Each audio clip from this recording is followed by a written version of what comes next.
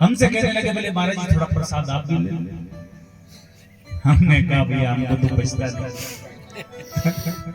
उसकी वो भी लग जाती है ना, थोड़ी स्मेल आ जाती है, उसका धुआं भी लग जाता है, तो फिर चल चक्कर में हमारे बस की बात नहीं, हम नहीं लेते।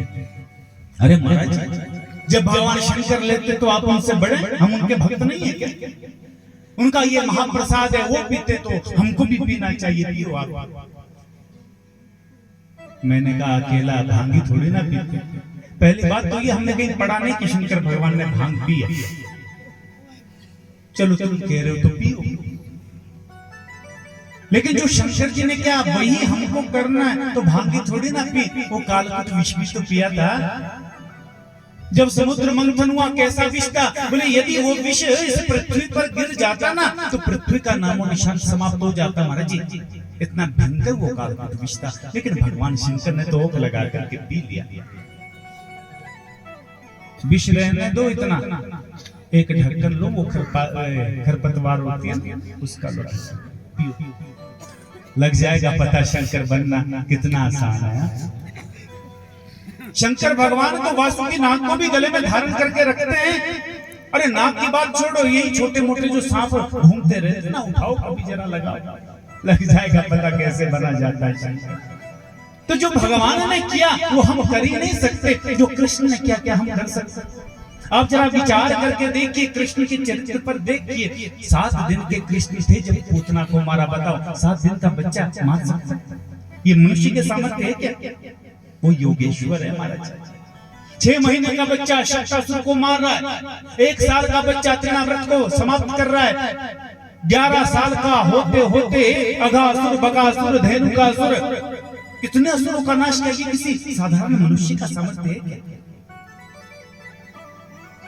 और ईश्वर को दोष नहीं, यदि साधारण दृष्टि से भी देखा जाए ना तो ईश्वर को क्या दोष है महाराज? उसे किसी प्रकार का दोष लग ही नहीं सकता। हम अंश है और वो अंशी है। जो काम अंशी कर सकता है वो अंश नहीं कर सकता। ध्यान देना, हम गंगा जल लेकर के आते हैं ना, हरिद्वार जाते हैं। एक बार हमने कटोरी में गंगा जल लाया, हमने गंगा जल नीचे रखा, दरवाजा खोल रहे थे, उतने में एक कुत्ता आ गया, कुत्ता ने गंगा जल को चाट लिया। अब बताओ वो जो गंगा जल है उससे आप शंकर जी का अभिषेक कर पाओगे? करेंगे कि नहीं करेंगे? कोई आपको पीने के लिए दे वो गंगा जल पियोगे? क्यों? कुत्ता ने मुंह लगा दिया ना, अपवित्र हो गया। लेकिन जब आप हरिद्वार में गए थे महाराज जी, हरिद्वार में 2-4 कुत्ते ही डूब गए गंगा जी, 2-4 सुअर भी डूब गए,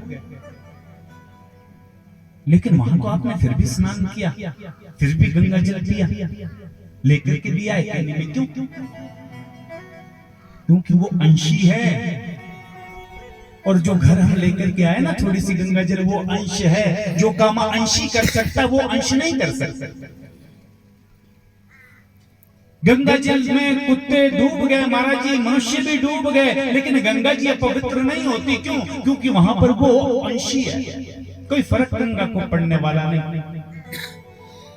लेकिन जब वो एक कटोरी में आ गई ना, फिर वो अंशी बन गई, फिर तो उसे हमको रखना पड़ेगा संभाल करके, पवित्र ना हो जाए।